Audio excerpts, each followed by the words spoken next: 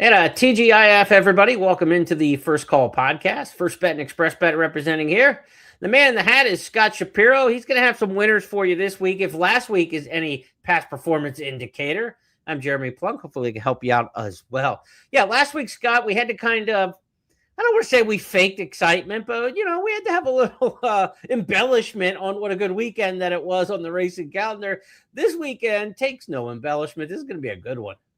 Absolutely. We've got the best card of the year. I don't feel like I'm being a homer saying it. I think this Fountain of Youth card is the best card of the year so far from start to finish.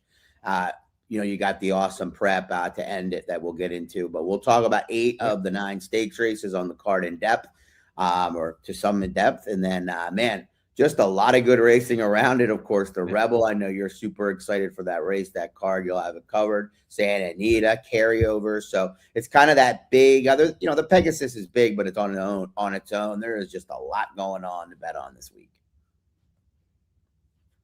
Yeah, this is a big one. 350-point preps towards the Kentucky Derby this weekend around the country. You've got Gotham Day Saturday at Aqueduct. Of course, we talked Fountain of Youth in Florida. And, of course, the other one that we've got this weekend, the Arkansas race, the Rebel Stakes. 50-point preps towards the Kentucky Derby, all domestic. 3 spots, 3 tickets are going to get punched to Louisville on Saturday and Sunday this weekend. Reminder of the Rebel Stakes, that Oaklawn card will be on Sunday. So a lot of big racing throughout the course of the weekend. And it begins with Friday as we record our podcast on Friday morning and get you set for the racing on Friday. A couple carryovers of major note here. The Sunset 6, which matches the final 3 races on the card at Gulfstream and the final 3 races on the card at Santa Anita today, begins around 4 o'clock, 3:53, race 8. At Gulfstream, carryover of nearly $70,000. That's a 2-day carryover in the Sunset Pick 6. Dollar minimum, 15% takeout. The calls are pushed aside. Retail players only in this one. So Sunset 6, be sure to check that out. And then at Santa Anita today, just the traditional Pick 6 at Santa Anita, the old $2 variety, if you will. Carryover of $198,000. We're going to get a factor of $1.5–2 million maybe in that pick 6 bet this Friday at Santa Anita. Scott, you're already dug in. You got your heels in and done the work on that card, and those picks and selections that you have and thoughts on that sequence are ready to go at our website. I'm on mute now. I'm not. Looks like the Pick 6. I have a full analysis of the Pick 6. I know Frank Carulli has a Sunset 6 with Fridays with Frank. So you'll get both of us actually handicapping the last 3 at Santa Anita. Frank will have you covered for Gulfstream. I'll have you covered for the first 3. But I'm excited for today. And Fridays sometimes can be the day where I'm excited to rest when we get done working. But I'm excited to gamble today. All right, we'll fire it up, get that money clip out, get the deposit set. We'll get ready for some action this weekend with First Bet and Express Bet. To our stake schedule we go for the benefit of those of you on our traditional audio channels listening in on the podcast each and every week. We appreciate that. Here are the 8 races Scott and I are going to handicap over the next half hour or so from Gulfstream Park. 8 is enough. We're doing 8 of them. Colonel Liam, the Canadian Turf. We'll stay on the grass with the Here Comes the Bride and the Very One.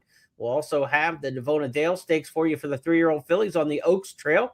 The Honey Fox back on the grass, the McDermott on the grass. And we'll wrap things up with the Fountain of Youth. If you like to play handicapping contest, we've got one more shot for you to qualify for the Beat the Host Championship Round, 9th and final week coming up this Saturday. $50 handicapping tournament. You make 10 $5 win bets, the final 5 races at Gulfstream, the first 5 races at Santa Anita. And your target this week, the godfather of Gulfstream, Ron Nicoletti. He is the host to beat this weekend. Not a nicer guy in the world, but take Ron down and get yourself qualified to that Beat the Host Championship round. That will be next week. So if you beat Ron's total in those 10 races today, you'll qualify for the Beat the Host Championship round. One player I want to mention and give a shout out to, because there's a provision in the $65,000 handicapping tournament. If you sweep the host all 9 weeks, there's a $6,500 bonus. Well, there were 3 players who had a chance to do it going into last week. Zoe Cadman knocked out 2 of the 3. There's only 1 player left with a shot at the $6,500. Good luck, Greg Lesko, longtime player with Express Bet and First Bet. Good luck. Beat Ron Nicoletti, and $6,500 is yours in the Sweep the Host bonus. A lot of years we don't get a Sweep the Host where somebody gets all the way through. If you're the one who gets farthest through in the kind of knockout round, if you will, you get $4,000. So Greg's already got $4,000 in tow. It's worth another $2,500 if he can take down Nicoletti. Scott, your first handicapping selection of the weekend. Does Greg beat Ron, or does Ron beat Greg? I think the odds are in Greg's favor. He's got a couple of edges going for him that I won't speak publicly, but I think Greg has already proven that he's seeing both coasts well, right? 8 weeks in a row. So he's got that going for him. Ron, I assume, based on my experiences, it's hard to follow 2 tracks at once, right?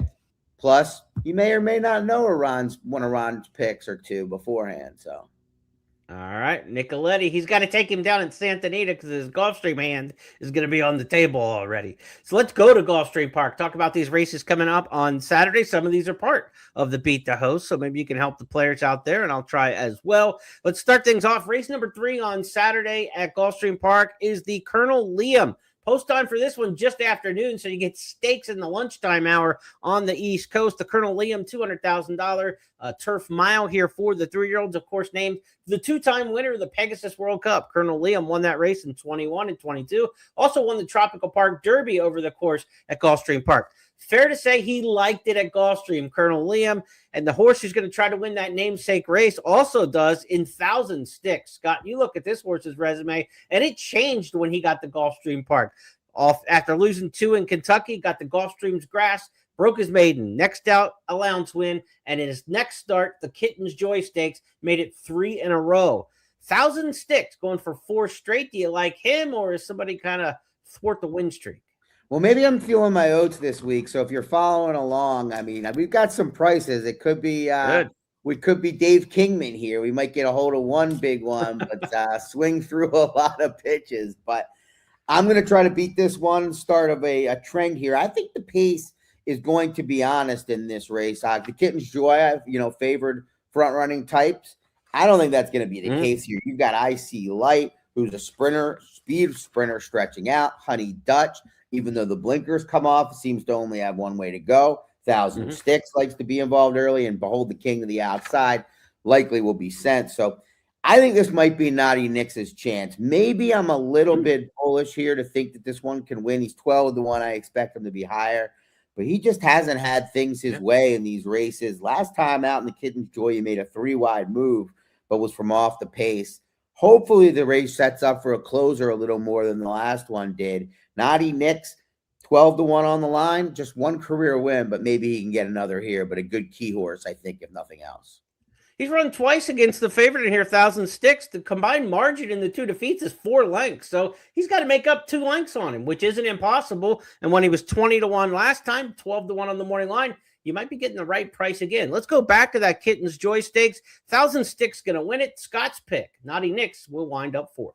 And they're at the top of the stretch. 3/4, 110-1. 1,000 Sticks. Rouse forward to take on Redland Rebels, who fights right back. Naughty Nix is at the rail. Alpiland down the center. Final 16th of a mile. Redland Rebels is still in front. From between horses, 1,000 Sticks gains the upper hand now. Alpiland is into second, but it's back to 1,000 Sticks to win the Kitten's Joy. Redland Rebels stayed for second. Ahead of Alpiland, he finished third. Closer fourth, either Naughty Nix or Glorious Boy in 140-1.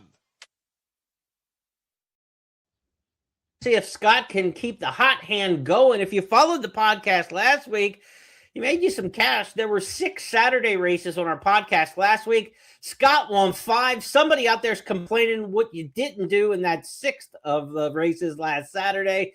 We had a couple Friday and a Sunday bookend on last weekend's podcast. But what a Saturday performance last week. A tip of the cap to you. Thank you. I mean, winners are one thing. The Laurel ones were logicals. I think some of the other ones are well, but it was nice to close out the night with Great White getting it done at a big price at Turfway. Yeah, what'd you get, like $30 or something in that one? Yeah, that's a big horse. I don't know if you watched that race back, but he's then Full Effort, I think, ran second in that Battaglia, which was the other one you were looking at. I mean, you really had him surrounded in that race. I thought Full Effort a little. Yeah, well, Full Effort was a favorite, but I think who was Something happened. Oh, No, Street Boss was the favorite. Who you? Yeah, I was on Street Boss in that race. Yeah. Well, or Beach Street or something like that. I don't know. It wasn't Street Boss. He's a sire now. Oh, it was the horse on the rail. Street Beast. 9-5. Yeah, Street Beast. Yeah, yep. Street Beast was the one. This horse was up and on the pace the whole way too. Like this horse, I don't know. Like I'm not a good reader of whether this horse will take to the dirt, but man, he's big. Like I don't think he's going to have problems getting more ground.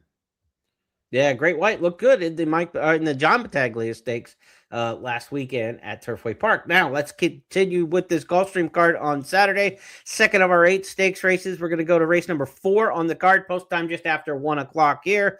The Canadian Turf, 1 mile and a 16th on the grass. We've got a field of 8 in here, and this is a familiar cash. You got horses like Win for the Money in here, Fort Washington, Battle of Normandy. Wolfie's Dynaghost, who we saw set a North American record last time we saw him back in December in the Fort Lauderdale. But I know you're going to try another upset in this particular spot here, Scott, looking for some horses to have a little bit better fortune this time after some excuses. Yeah, to me, obviously Wolfie's Dynaghost, a major horse to beat in here, but he hasn't raced since those 2 huge efforts to close his 7-year-old campaign. And he only has 2 works. I don't know the horse well, but I know him well, but not his work. But if you look before he came back and before those races, he was working far more regularly. So I just think he's going to get hammered, and I think he might be a little bit vulnerable here. Maybe we'll see. I mean, he's obviously the major horse to beat, but I think Beach Gold is potentially sitting on a good race. Third off the layoff. We know he's got the upside. He's run some really big races at times, and I think he's going to get a good trip here. Now, he could be outclassed. He just kind of followed Wolfie around 2 back, and then in the Pegasus World Cup Turf Invitational, not an excuse. He was just chasing like maybe a horse that is outclassed, but I'm going to give him another shot here, third off the bench with David Egan aboard. He definitely likes this course. He was third 2 back in the Fort Lauderdale, that race where Wolfie's Dynaghost set the North American record for 9 furlongs on turf. They're going to shorten up a little bit in this one. Let's go back to that race in December. Wolfie's Dynaghost, as Scott said, closing his 7-year-old campaign. He's about to ask him to kick for the money through 3/4 and 109 flat. Off the turn and the stretch drive. Rain shaking at Wolfie. Wolfie's Dynaghost has to hold off Cugino, who's off cover and charging hard. 1/8 of a mile to go. Wolfie's Dynaghost pins his ears and tries to turn back at on-running Cugino. Wolfie's Dynaghost is still there. Wolfie's Dynaghost, 1 mile and 1/8 down the road in the Fort Lauderdale. He wins by a length. Cugino with the no-excuse trip. He was second. Up for third was Beach Gold. Then chasing the crown at 143 and 2. All right, that's Wolfie's Dynaghost. Win for the Money's a horse who's done a lot in his career, winning over $1 million. A horse who in the Woodbine Mile pulled the upset back in 2024 at a nice 13-1 price. He's 10-1 in the morning line under Tyler Gaffalione. I give him a shot in here, Scott. Last time out was a slow-paced race. He was kind of up in the mix and didn't finish down at Tampa, but I think there'd be a little bit more pace in here than what they went that day. 48-3 at Tampa is a waltz over that pool table turf course there. So I'm hoping Win for the Money gets a little bit more pace and can kind of sit that stalking third with somebody coming back to him this time. I'm going to give him a shot at 10-1 in the morning line. But Wolfie's Dynaghost, like you said, the big favorite in here. He's got the form, but recent activity is definitely the concern. Absolutely. Win for the Money. I'm a little worried. He's just kind of not the same horse as he was before. He ran a big race in the 4-star day. From a numbers perspective, one could argue maybe too big, but third off the layoff, much like my runner. I mean, if Wolfie's Dynaghost runs his race, they're running for second, but you look around the field, you got horses I think that went a little longer, like Fort Washington. So I think there's a chance here. If you can beat Wolfie's Dynaghost, I think just about anything can happen. All right, so the first 2 stakes in the card, races 3 and 4, compare them up in a daily double. No stakes in race number 5, so as we advance the schedule at Gulfstream on Saturday, we go next to the 6th race. It's the Here Comes the Bride Stakes, named for the Jimmy Kroll trainee. Back in 1977, she won the Bonnie Miss here at Gulfstream. She was a star at Calder and Hialeah, all around Florida, winning 12 of 16 lifetime. The Here Comes the Bride, 1 mile on the turf. These are the 3-year-old fillies. This is the sister counterpart, if you will, to the Colonel Liam Stakes, where the 3-year-old colts were on the grass at 1 mile. Big field of 10 in here. Scott, how did you settle on a top choice in here? Well, either I learned my lesson or I swung one time too early. Because if those of you that listen to this regularly know, I tried to beat Sister Troyanne last time, and that didn't go very well. I thought with the outside post, I thought maybe she was a little bit vulnerable. I didn't think she was continuing to move forward, just kind of staying the same. She moved forward last time, and I think she looks like she's going to be a handful against this field. I don't think there's a ton of pace in here, which is going to work out. I think she probably will be happy to have Sapphire Beach potentially as a target, but either way, she's fine going. She could go to the lead. She could, sit off a little bit. I don't think she's going to get caught wide with like a lot of speed to her inside, which would be my biggest concern. So, Sister Troyanne, a potential single. Especially if you're using prices all around, it's okay to take a short price in the middle. Yeah, and she makes that perfect trip every time, whether it's a fast pace or a slow pace. She gets the right where she wants to, kind of like that California Chrome style. I always use him as an example of that because he always had himself right in that first over spot, ready to pounce on somebody, whether they were going slow or they were going fast, and he could sustain that speed. That's the way she seemed in her last several starts. And like you mentioned, with that 5 furlong turf sprinter stretching out in here in Sapphire Beach, she could just fall into that absolute first over pouncing trip once again. And if she does, it could be lights out and it could be 4 in a row. Sister Troyanne led out a notch by Mario Gutierrez, and she's a clear leader with a quarter of a mile to go. Brat Pack is in chase mode. Off cover Spicy Princess. They're on their way home. Sister Troyanne, she has a late kick that nobody else can match, and she's on her way to another convincing stakes victory. 1-2 on Sister Troyanne, a dominant winner of the Sweetest Chant, brought to you by the Daily Racing Form. Sister Troyanne delivers in a big way. Spicy Princess was second, Brat Pack third, Storm's Wake.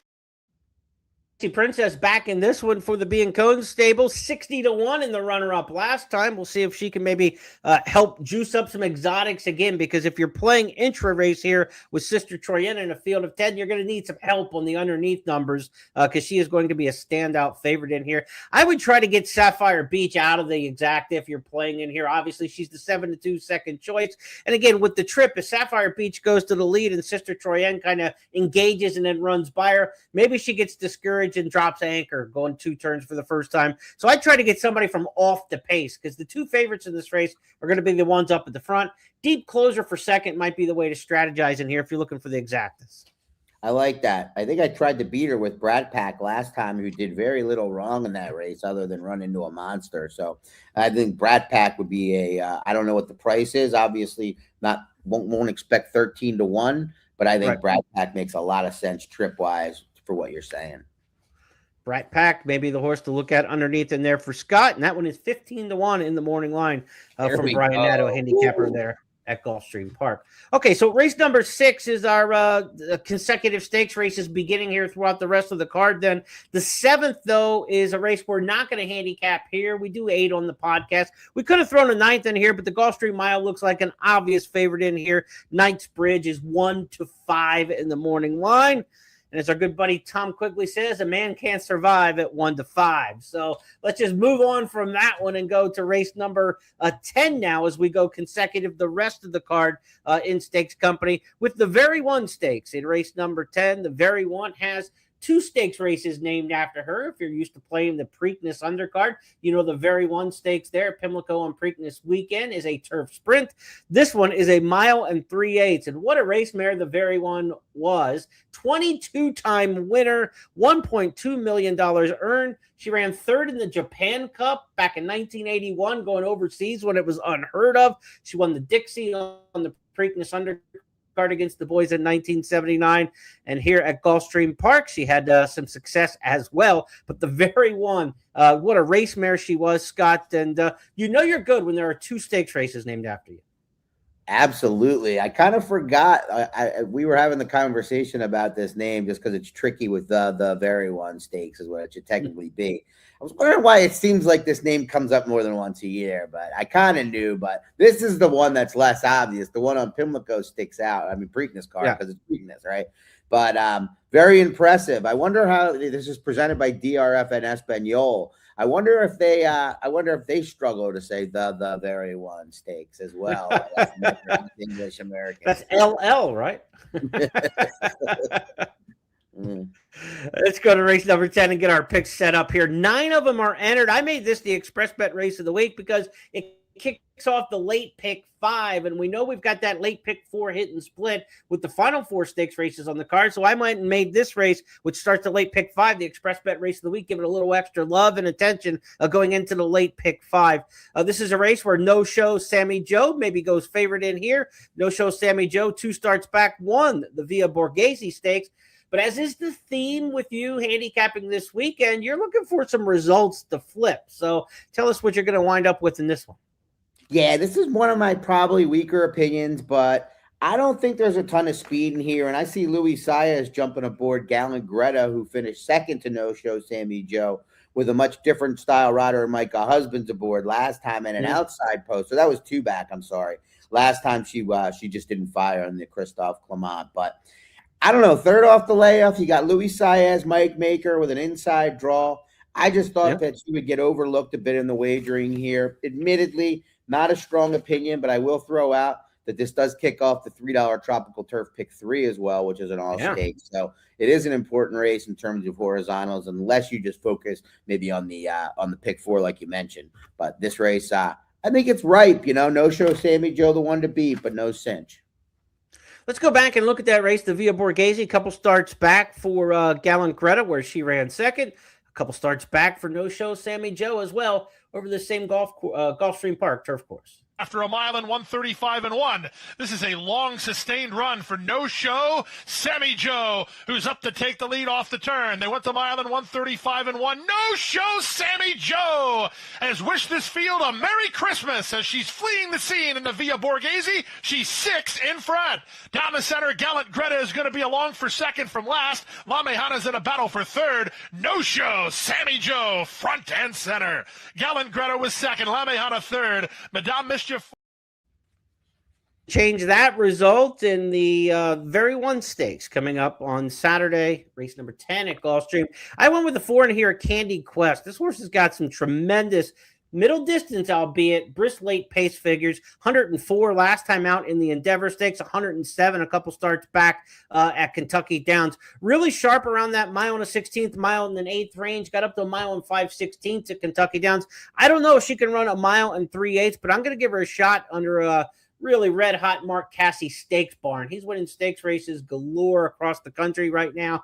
Irad Ortiz takes the mount in here, and it's a horse that Irad hasn't been aboard before. So I'm going to give Candy Quest my top call in this one, a grade 3 winner, and trying to win again here at the grade 3 level. She's got a win over the turf course here at Gulfstream, and not a lot of them can say that in here. No Show Sammy Joe that we just saw, a winner over the turf course. Everybody else is trying to find their first win at Gulfstream. Just Candy Quest and No Show Sammy Joe, but it's not a tough turf course to kind of adapt to, I mean, some of these horses don't have a lot of experience over it, but having a win over the track doesn't hurt at all. And I'm going to take Candy Quest as my top choice. Nope. Inside draw, Irad Ortiz to boot, barring that's hot in general. So totally understandable.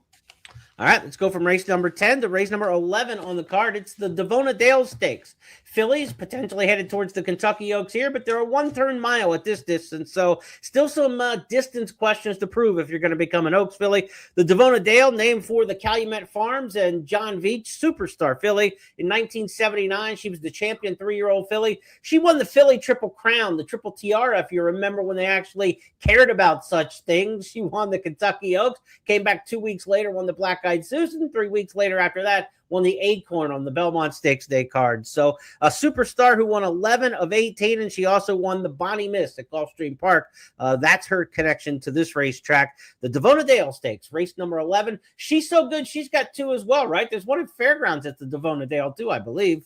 That might have been changed to Silver Bullet Day. I think that might be the one that they renamed for Silver Bullet Day, but she was quite a mare, and we'll see if any of these, 9 entrants in this race can step up and be an Oaks kind of filly too. Right. On-time girl will be trying to, maybe you would assume, stretch her stamina based on the way she's been managed early here by trainer Brad Cox. The Allball Family Stables homebred is the one to beat in here and was really good last time without a good trip, had traffic issues and still won going away. She's the obvious one, but maybe this is the time to beat her, stretching out a little bit. Best field, maybe you could argue. I think it's a better field than the Forward Gal, pretty inarguably. I think there's a couple up-and-comers in here. Swing Vote is the more obvious one. Definitely give her a look for Mott.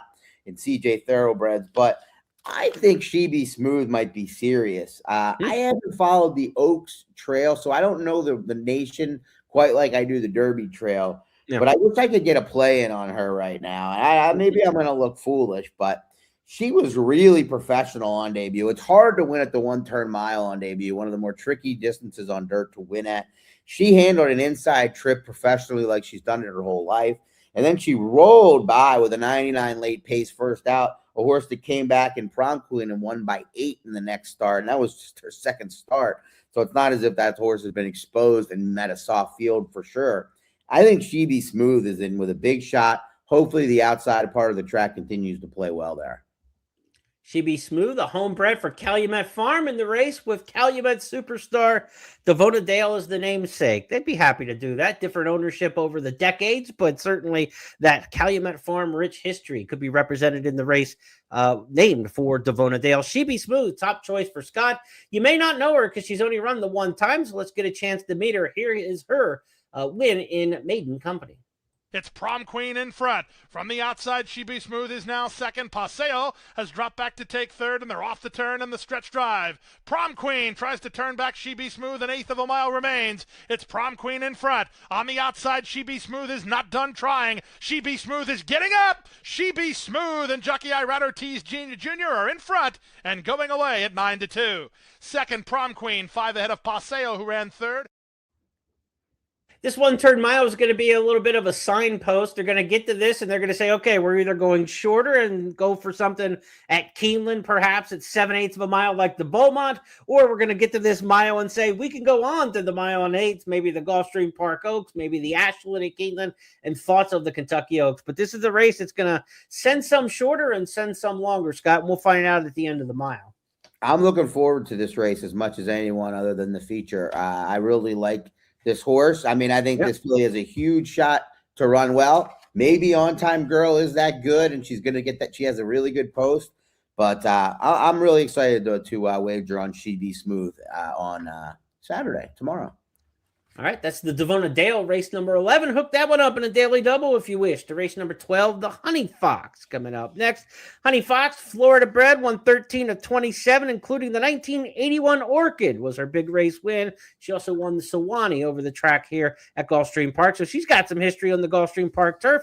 Fillies and Mares Elders on the turf in this one in a field of 10. The Honey Fox goes as the 12th race on the card. It's going to kick off a late pick 3 and also the and is part of the Sunset 6. Remember, the final 3 races on the card at Gulfstream and the final 3 on the card at Santa Anita. So this is one of the Sunset 6 races. The Honey Fox going to kick that wager off in races 12, 13, and 14. Who do you like in this one, Scott? Well, I think Lush Lips, the first start against Older coming off the bench. I think we're going to take a look at one of her strong performances last year. Will get a lot of attention, as will Cravel Dioro, who finished second, beaten just half a length in the Pegasus World Cup turf. Filly and Mare Invitational, a lot of words there. And moving on up, who I think is a little bit camera shy at this point. I think they're all a little bit vulnerable in here. I'm going to go with the horse that I expect to get the best trip, and that's number 1, Silver Moonlight. I think Classic Q will be on the lead in here, almost definitely, maybe Fantastic Flame.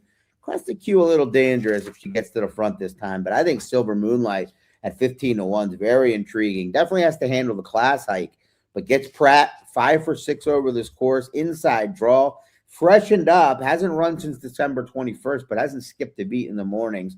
Looked to me like they've been pointing to this spot. I think Silver Moonlight is going to run a real big race here for Safi and C2 Racing. We'll see if she's classy enough to win the race.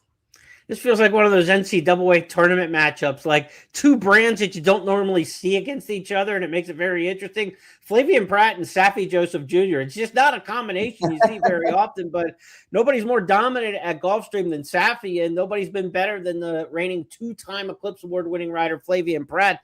A rare combination, and at 15-1 in the morning line, it's kind of like, hitting 2 all-stars at the top of your batting order, Scott. Certainly you could do a lot worse than 15-1 on that one. Yeah, I was surprised. I don't know if we'll get it. Maybe the class is that much, lesser, but I just like the fact that I feel like this has been the plan for this filly or mare, at this point. And, I think there's questions, in addition to the draw. I mean, the draw for these favorites is tough. Lush Lips, first start against Older, not the kind of filly. I think she could be really, really good this year and not win this race. So I just think there's some opportunity here. Well, you know my opinion on this, and listeners of the podcast, though. I just don't like the 3-year-old turf fillies going against elders for the first time. It's just a much, much tougher and bigger step up in class than people realize. But the resume for Lush Lips, hard to argue with. She's won 3 of her last 4. A half-length loss in the Del Mar Oaks keeps her from winning 4 in a row. But we haven't seen her since this performance in the Mrs. Revere. Up alongside, and the two of them set down together. Classic Q cut the corner. Lush Lips is asked to quicken now, and the two of them duel past the 8th pole. Classic Q proving a tough filly for Lush Lips. Lush Lips really having to work for it. Classic Q refuses to quit. Lush Lips and Classic Q in a battle to the wire. Pretty picture laid on the scene. Lush Lips won it. Lush Lips, a hard-fought winner there. That's a look at Lush Lips, the morning line favorite for the Honey Fox. Let's go to race number 13. Next up on the card, we've got the final 2 on the program at Gulfstream. Again, this will be part of that Sunset 6, final 3 races on the card. Late daily double in this race as well. 1 mile and 3/8 on the turf in the McDermott Stakes, named for the Scotty Schulhofer trainee. McDermott wasn't too bad, won 12 of 16, including the DC International. That was the Breeders' Cup turf before there was a Breeders' Cup back in 1979. Florida bred, who had a good record at Gulfstream Park with a 2-for-2 record locally, the McDermott. Now, interesting thing about the name McDermott, I looked up. Dermida is an Irish surname, and in other languages, Dermida means Jeremy. So I feel very good about the McDermott Stakes, and if you want to call me the Mac Jeremy of this race, I'll take it. Mac Jeremy. All right. Well, Mac Jeremy, I think lay about as a deserving favorite in here, but is he just going to keep winning races, or is things going to be a little bit different from a race shape perspective? I think he'll handle sitting off like he has. I expect Tank to go to the front here for Saez, stretching out from the outside. I mean, I'd be very surprised if Tank isn't on the front end. Lay about the horse to beat, but I thought there was an upset opportunity in here with number 2 Without. It's obviously asking a lot for a horse with 3 starts, 1 win to beat these grizzled veterans, but feels to me like, they ran a really good second, by the way, to a 9-5 favorite for Chad Brown, who got a much better trip in the first start. And it feels like, the fact that they're running in this means that maybe they came for this race and then a race on Florida Derby Day, specifically these 2 Florida races. And if so, this horse probably has the class to compete with this field. I don't worry about that. Certainly has the foundation as much as anybody, or in the pedigree. I mean, not that the foundation's not there. Pedigree to get the distance. So we'll try number 2 Without, but a race that I think is pretty wide open.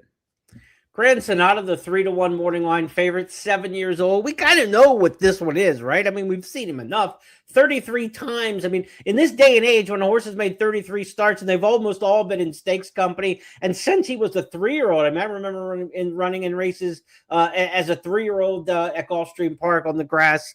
We've seen the ceiling for Grand Sonata. We don't know what Without has as far as the top goes, and I think a little bit of a theme of some of your handicapping this weekend was obviously is trying to get some of the horses who had some excuses last time at better prices to defeat and flip the results. And also some of your themes this weekend seem to be horses that are lightly raced that have something more to show. We'll talk about that when we get to the Fountain of Youth. But for now, the horse you're looking for in this 13th race, Without, just 1 start in the U.S., 3 starts overall, as you mentioned. So let's give the fans a chance to get introduced to Without, finishing second in that allowance race. Don't splash. The pot. He turns for home in front. White Palomino in the red cap in between horses Without. Far outside Gun Barrel City. Zayas finds room for Durand, and he comes on next. They're 1/8 of a mile from home. Durand got through at the rail. He takes the lead. Second now is Without. Running home from the back is Discreet Dancer. Yards to go, and Chad Brown has it won. Durand and Edgard Zayas a 1.5 length winner. Second Without. Third Discreet Dancer. 2:14 and 3. Let's see if Without can go with the victory for Scott in the McDermott Stakes race 13. To the 14th and final we go. It's the Fountain of Youth Stakes. 50 points to the winner. It's a qualify towards the Kentucky Derby. 50 will get you in the gate any given year. So this is basically a qualifier for the Kentucky Derby, if you will. A mile and a 16th the distance. Last year, we saw Sovereignty rally to win this race.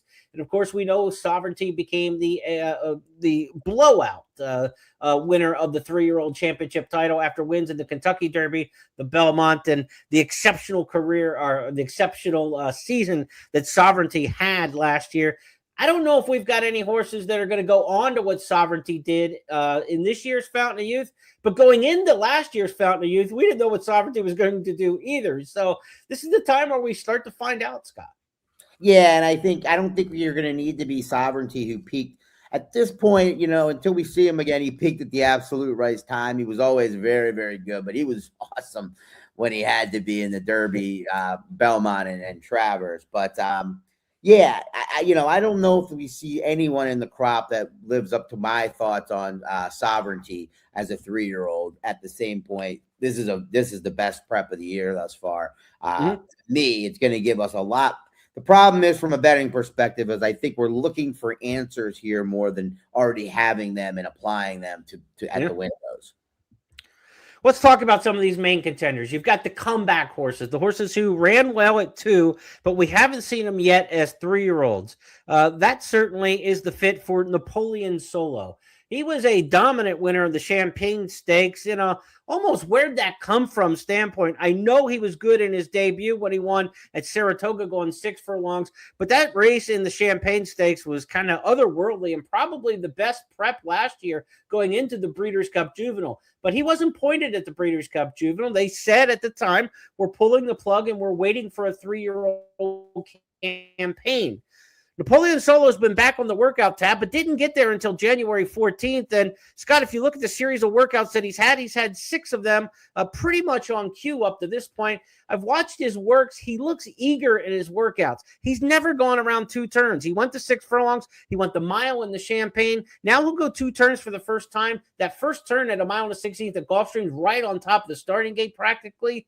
This is going to be interesting for me. If Napoleon Solo doesn't settle, what will he be able to do in this particular spot? Is he going to just bust out and start clearing over horses? If he tries to settle, what kind of kick is he going to have? First time back since last October. There's a lot of question marks with him, but the talent, what he showed on paper at 2, was pretty darn good. Yeah, that's the problem with, why I said I'm struggling with this race for being confident we're getting answers to our questions more, because I mean, there's no way I could tell you that I don't think Napoleon Solo could just go to the front and crush this field. I really could see it, and I don't think it might have no bearing on the Kentucky Derby, Preakness, or Belmont. I think he might, he might have to be hard on himself, right? But it could go so either way with this horse. I could see him winning by 5. I could see him, being no factor and, finding out what's up next for him, probably being a sprint. Napoleon Solo, they tried to settle him in a work. We've got 3 works at first.tv, so be sure to check the workouts on these horses, especially you say, well, God, I can't watch all the workouts. I get that. But horses who haven't run in a long time like this and had some questions at the end of their season, those are the ones you want to at least put the time in and try to go and see what you can pull out of it. The 3 workouts that we had at first.tv, the one in company was interesting because they had him on the outside of horses, which tells you they're trying to relax. Usually, if you work in company and you're the inside horse, that's usually the more aggressive horse and a horse who's probably a little more forward in intention.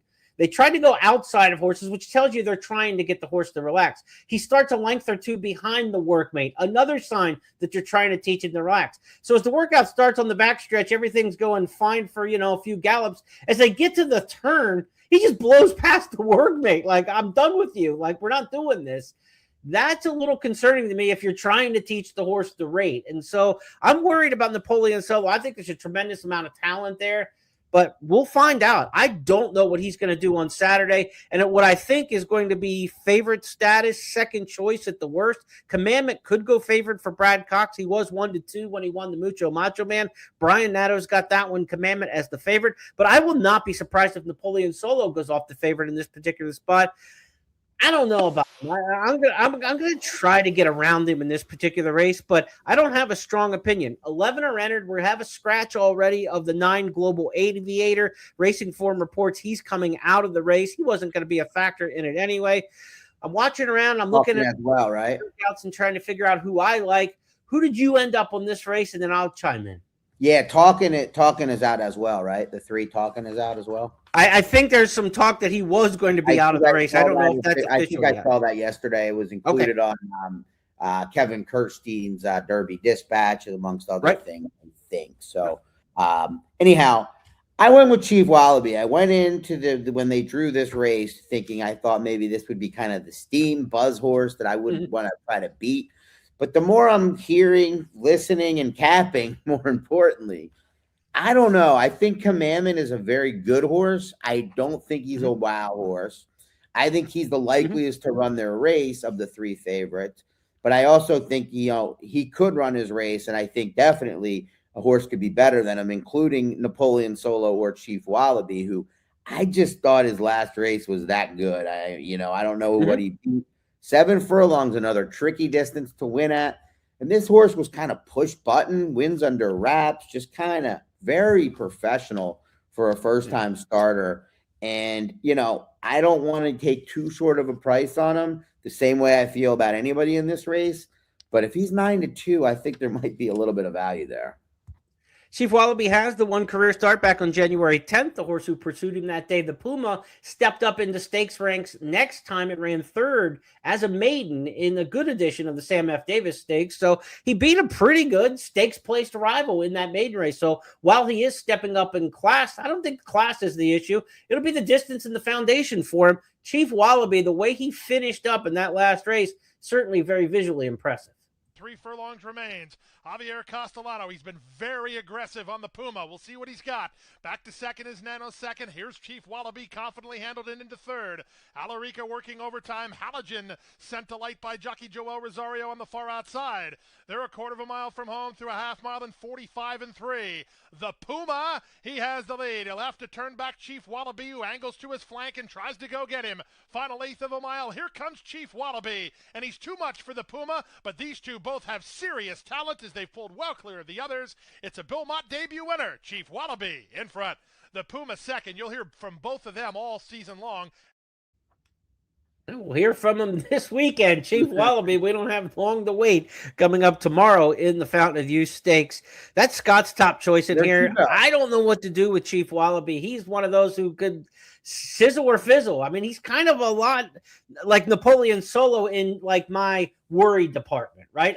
I think both of them are extremely talented, and I'm worried about him in this race. I'm worried about him beating me by 5 lengths. And I'm also worried about him running up the track a little bit. I think there's a lot of different ways it could go. Chief Wallaby had some breaks in the workout tab. Took 23 days to get back. Mott's kind of been poo-pooing that we didn't really want to run in this spot, but the race didn't feel that we wanted to go in. We could have went last week, but we decided to wait. I think the talent's immense. I just don't know if tomorrow is the day that we get to see the best version of Chief Wallaby. I was torn, watched a lot of workout videos here because the past performance lines on these horses really kind of scramble my brain trying to sort them out. I thought on Works Alone, Bravaro, the 5 in here, is working better than any of the horses that we've had video for. Now, again, we don't have video on every work for every horse coming into this spot, but I think Bravaro, the other Safi Joseph, Solitude Dude in here, is going to get a lot of attention with a Pratt riding there as well. An outstanding sprinter in Solitude Dude. Whether he can go far, we don't know. But Bravaro, to me, is training exceptionally well in here. He was cross-entered in the Rebel Stakes, and they decided to stay home and not go to the Rebel. I think that's kind of a decent sign that Safi's going to run both in here. I'm going to give Bravaro a shot in here. Really tough race. Jackson Hold down on the inside. I thought he looked good. He's been working in company with Class President, the horse who's going to be a horse I like a lot in the Arkansas race in the Rebel. There's a lot of ways you can go in this with Scott. In multi-race wagers, I don't feel confident in this Fountain of Youth without using probably 4 or 5 of them. I'm a little more confident, and I think I'll take a stand against Commandment as a 2-1 favorite as a final leg because I think he'll get bet more as the favorite than he might in any other situation, and I think he's a little vulnerable.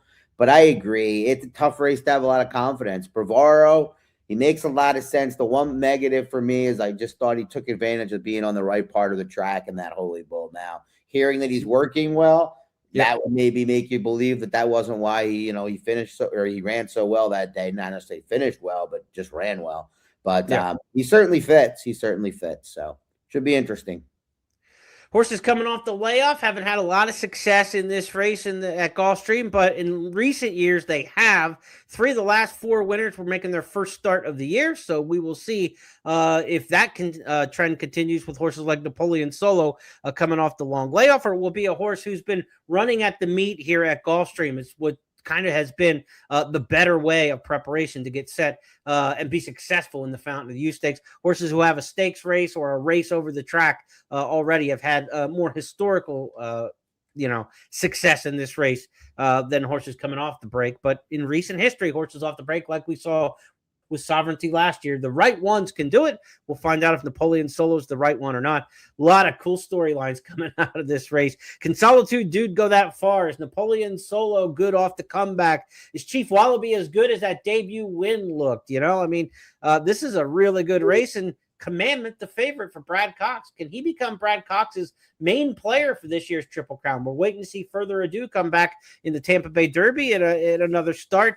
Cox hasn't lit the world on fire. He's had a couple early stakes wins, but of late, his barn isn't just racking them up. So what are we going to get out of Commandment? Just so many really good storylines here for the Fountain of Youth Stakes. And that will conclude the late pick 4 on Saturday, where we mentioned we've got that hit and split promo, 2 million first rewards points on the line in the late pick 4 on Saturday at Gulfstream Park. Hit that late pick 4, get your pari-mutuel earnings, and also share 2 million first rewards points. Scott has already put in his picks for that sequence and his analysis of that sequence, more importantly. The picks are nice, but the analysis is the important part to kind of understand how the ticket was made. He's got that blog up at news.first.com and at expressbet.com. Also, Fountain of Youth Stakes, part of our $10 money back special on the Kentucky Derby prep races, Triple Crown preps all season long. So this weekend, get up to $10 back on your win bets in the Fountain of Youth, in the Rebel Stakes on Sunday, as well as Saturday's Gotham at Aqueduct, up to $10 back if your win bet in those Derby preps finishes 2nd or 3rd. So you get a little insurance to play with. Scott, no insurance needed for Chief Wallaby, right? You're taking him to the bank. He's actually not the greatest play in there. Either is Napoleon Solo. I like horses that I think, aren't win or do nothing horses, but if they're the right price, it's fine. But we got 3 opportunities. I've got a blog ready to go up on there. It should be up later today. And looking forward to that. And I know you wanted to give a Rebel thought before we finished, right? Yeah, Rebel Stakes on Sunday at Oaklawn Park. We'll throw a little bonus coverage of that one in there. I had mentioned earlier, I'm big on Class President. I thought his second to Solitude Dude going 7/8 in the swale was really encouraging. He didn't get his heart ripped out by a tremendous sprinter and really ran on well and galloped out well. I think he's going to do awesome around the 2 turns. He's drawn well. I love Class President. And also the other one for me is Soldier and Diplomat. I thought that he had a wide trip and a tough go last time out in the Southwest and ran on admirably to be second in that spot. And of all the horses in the race in the Southwest, which was 23 days ago, he's the only one to work twice out of that race. He was back on the workout tab in 9 days. I think that's really a key factor that shows he bounced out of the race great for Steve Asmussen. I think Soldier and Diplomat and Class President, 2 horses at prices for me that could do a lot of damage in the Rebels. So I'm looking forward to that one on Sunday. Yeah, I'm rooting for Soldier and Diplomat in blackout time from a long-term perspective. In terms of wagering on the race, not as opinionated as you, but I do think strategic risk is interesting at a big price if it does go off that price. I just don't think the last race was his race. To code and butane along the inside, too fast for him early, didn't let him settle. I don't think there's a speed ball in here. I wouldn't be surprised if Litmus Test is on the lead. Maybe Soldier and Diplomat perhaps will get ridden pretty aggressively from the outside. But I think it'll be more to his liking, strategic risk, and I think he's just one race away from kind of being a major contender on that Arkansas road to the Derby. All right, that's a wrap for this show. Reminder, $69,000 in the carryover for the Sunset Six today for Gulfstream and Santa Anita for Friday, and also $198,000 Pick Six carryover on Friday at Santa Anita. Scott and I will be back next week. We got a lot to talk about. Enjoy he and Bailey's podcast each and every week in Horse Sense. He'll talk horses on the Derby Trail there as well. On behalf of everybody with First Bet and Express Bet and the staff and management at Gulfstream Park, they are center stage this weekend. Enjoy it, everybody. We'll talk to you next week.